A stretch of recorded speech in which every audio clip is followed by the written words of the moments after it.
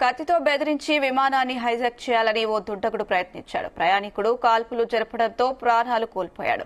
విమానం గగనతలంలో ఉండగా ఓ దుండగుడు హైజాక్ ప్రయత్నించిన ఘటన సెంట్రల్ అమెరికాలోని బెలీజ్ లో చోటు చేసుకుంది. కత్తితో బెదిరించి విమానాన్ని తన ఆధీనంలోకి తీసుకోవాలని ప్రయత్నించగా మరో ప్రయాణికుడు అడ్డుకొని కాల్పులు జరిపాడు. దీంతో అతడు ప్రాణాలు కోల్పోయాడు.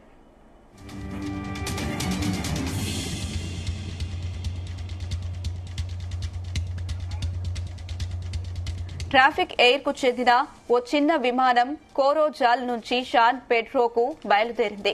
విమానం టేకాఫ్ అయిన కాసేపటికి అందులో ప్రయాణిస్తున్న ఓ వ్యక్తి వీరంగం సృష్టించారు. కత్తితో బెదిరిస్తూ విమానాన్ని హైజాక్ చేసేందుకు ప్రయత్నించారు. విమానాన్ని దేశం వెలుపలికి తీసుకెళ్లాలని డిమాండ్ చేశాడు. కొంతమంది ప్రయాణికులను గాయపరిచారు. ఈ ఘటన సమయంలో విమానంలో 14 మంది ప్రయాణికులు, ఇతర సిబ్బంది ఉన్నారు. దుండగుడి చర్యతో వారంతా భయభ్రాంతులకు గురయ్యారు. ఈ క్రమంలో విమానంలో ఉన్న మరో ప్రయాణికుడు దుండగుడిని నిలువరించేందుకు తన వద్ద ఉన్న లైసెన్స్డ్ తుపాకీతో కాల్పులు జరిపాడు. ఈ కాల్పుల్లో అతడు మృతి చెందినట్లు బెలీజ్ అధికారులు వెల్లడించారు.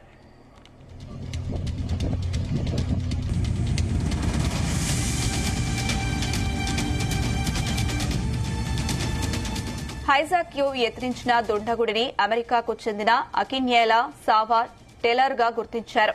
అతడు కత్తిని విమానంలోకి ఎలా తీసుకువచ్చాడన్న దానిపై దర్యాప్తు చేపట్టినట్లు బెలీజ్ పోలీసులు వెల్లడించారు. టేలర్ పై కాల్పులు జరిపిన ప్రయాణికుడిని హీరోగా అభివర్ణించారు. దుండగుడి చర్యతో విమానం 2 గంటల పాటు గాల్లో గుండ్రంగా చక్కర్లు కొట్టింది. అనంతరం సురక్షితంగా ల్యాండ్ అయింది. ల్యాండ్ అయిన విమానం నుండి ప్రయాణికులు కిందకు దిగి బోర్డింగ్ రూమ్లకు పరిగెత్తారు.